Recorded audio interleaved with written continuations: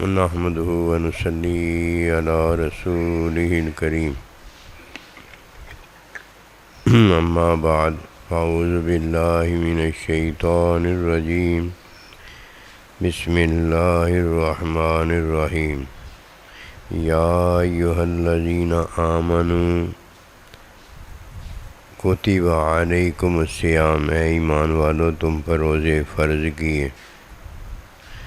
اللہ سبحانہ و تعالی اپنے بندوں میں اپنے بندوں کے ساتھ خود موجود ہے۔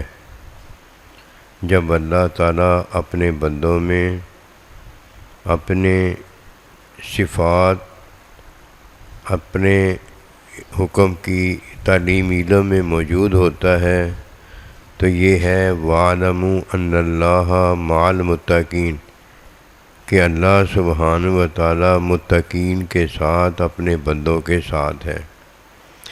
جب کوئی رمضان مبارک کے روزے میں اللہ پروردگار کے ساتھ ہوتا ہے تو یہ ایسے ہی ہے جیسے بھوک میں اللہ کے ساتھ ہے، پیاس میں اللہ کے ساتھ ہے، اور اپنی بشری صفات میں صفات الہیہ، اللہ کی صفات کی تصدیق میں اللہ کی صفات کو اپناتے ہوئے بے عیبی کی زندگی اختیار کرتے ہوئے اپنے اللہ کے ساتھ ہے۔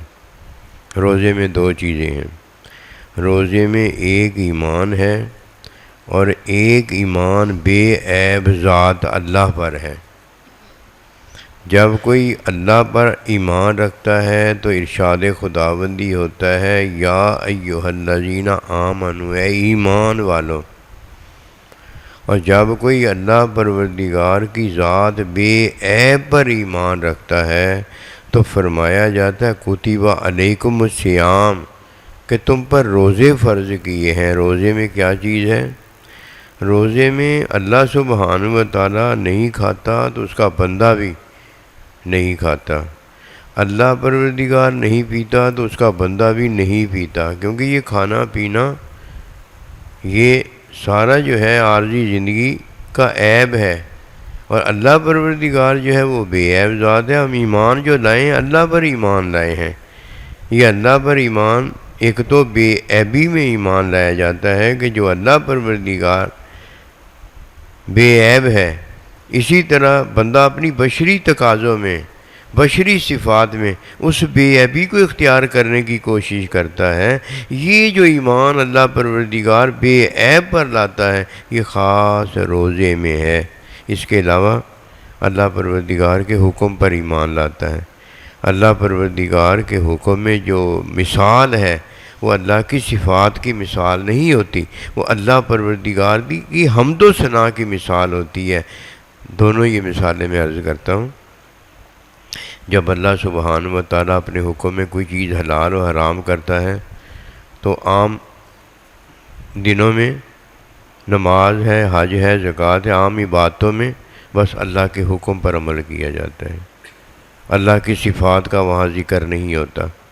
اور جب رمضان مبارک میں بندہ اللہ پروردگار پر ایمان بے عیبی میں لاتا ہے کہ اللہ بے عیب ہے، بے عیبی میں ایمان لاتا ہے تو اس حکم پر عمل نہیں ہوتا، اس وقت اللہ کی صفات کے مطابق اس کو مثال بنایا جاتا ہے کہ اللہ نہیں کھاتا، یہ بھی اللہ کے حکم میں نہیں کھاتا۔ اب مثال کیا بنائی گئی ہے؟ حمد و ثنا مثال نہیں ہے، حلال حرام مثال نہیں ہے، اللہ پروردگار کی مثال حقیقت جو ہے اس کو مثال بنایا گیا۔ اللہ نہیں کھاتا، بندہ بھی نہیں کھاتا، اللہ نہیں پیتا، بندہ بھی نہیں پیتا، اللہ پروردگار کو محتاجگی عورت کی نہیں ہے کہ پھر اولاد پیدا ہوتی ہو، بندہ بھی مباشرت نہیں کرتا، یعنی اس کا مطلب کہ عارضی زندگی کے تمام عیب کی نفی کرتا ہے تصدیق میں، جو کہ تصدیق کس کی ہے؟ اللہ پروردگار بے عیب کی تصدیق ہے، اور یہ تصدیق صفات الہیہ کی ہے کہ جو اللہ کی صفات ہیں تخلقوا بی اخلاق اللہ، اسی صفات کو اختیار کرو۔ یہ روزے میں ہی ہوتا ہے، اس کے علاوہ نہیں ہوتا۔ جب کوئی اللہ کی صفات کو اختیار کرنے میں اپنی صفات بشریہ مٹاتا ہے تو یہ ہے لعلکم تتقون، تاکہ تم پرہیزگار ہو جاؤ۔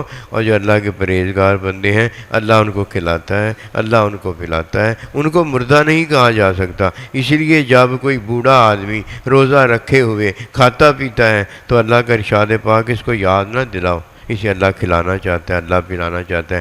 اب روزہ رکھواتا ہے تو تب اللہ اسے کھلاتا اور پلاتا ہے۔ روزے میں کوئی بابا کھا بھی لیتا ہے تب اللہ اسے کھلاتا اور پلاتا ہے۔